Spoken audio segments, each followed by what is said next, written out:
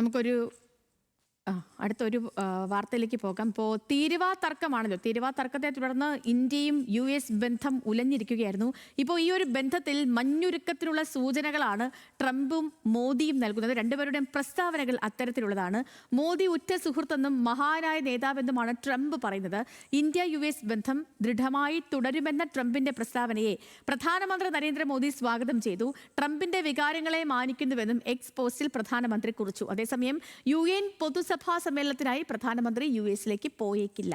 വിശദമായ റിപ്പോർട്ടിലേക്ക്.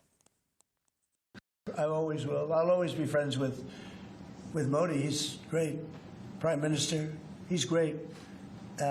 I'll always be friends, but I just don't like what he's doing at this particular moment. But India and the United States have a special relationship.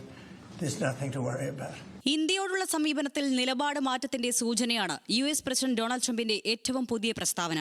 സമ്മർദ്ദത്തിന്റെ ഭാഷ വിട്ട് സൗഹൃദത്തിന്റെ ഭാഷയിലേക്ക് Trump എത്തിയപ്പോൾ മഞ്ഞുരുക്കത്തെ സ്വാഗതം ചെയ്താണ് പ്രധാനമന്ത്രി നരേന്ദ്രമോദിയുടെയും പ്രതികരണം.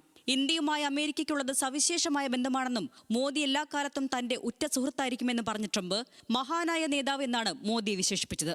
റഷ്യയിൽ നിന്ന് എണ്ണ വാങ്ങുന്നതാണ് ഇപ്പോഴത്തെ പ്രശ്നം, അതിൽ മാത്രമാണ് നിരാശയെന്നും ട്രംപ് പറഞ്ഞു. ട്രംപിന്റെ വാക്കുകളെ സ്വാഗതം ചെയ്ത എക്സ്പോസ്റ്റിൽ US പ്രസിഡന്റിന്റെ വികാരത്തെ മാനിക്കുന്നുവെന്നായിരുന്നു പ്രധാനമന്ത്രി നരേന്ദ്രമോദിയുടെ മറുപടി. ഇരു രാജ്യങ്ങൾക്കുമിടയിലെ തന്ത്രപ്രധാനമായ പങ്കാളിത്തത്തിന്റെ പ്രാധാന്യവും ആ ബന്ധത്തിൽ പ്രത്യാശ വയ്ക്കാനുണ്ടെന്നുള്ള സൂചനയുമായിരുന്നു ചുരുക്കം വാക്കുകളുള്ള പോസ്റ്റിന്റെ ഉള്ളടക്കം. കഴിഞ്ഞ ദിവസം വരെ ട്രംപിന്റെ ട്രൂത്ത് സോഷ്യൽ പോസ്റ്റുകളിലും വൈറ്റ് ഹൌസ് പ്രസ്താവനകളിലും കണ്ട ഭീഷണികളിൽ നിന്ന് തീർത്തും വ്യത്യസ്തമായ പുതിയ സാഹചര്യം ഇന്ത്യ US ബന്ധത്തിൽ മഞ്ഞുരുക്കത്തിനുള്ള സൂചനകളായാണ് വിലയിരുത്തപ്പെടുന്നത്. റഷ്യയ്ക്കുമേൽ സമ്മർദ്ദം ചെലുത്തുന്നതിനാണ് ഇന്ത്യയെ ശിക്ഷിക്കുന്നതെന്ന് അവകാശപ്പെട്ട ട്രംപ് ഒരു ഘട്ടത്തിൽ ഇന്ത്യയുമായൊരു വ്യാപാര കരാർ ഇനി ഉണ്ടായേക്കില്ല എന്നുവരെ പറഞ്ഞിരുന്നു. എന്നാൽ സമ്മർദ്ദത്തോട് വഴങ്ങാതെ നിന്ന ഇന്ത്യ ഷാങ്ഹായ് സഹകരണ ഉച്ചകോടിയിൽ ചൈനയ്ക്കും റഷ്യയ്ക്കുമൊപ്പം കൈപിടിക്കുകയാണ് ചെയ്തത്.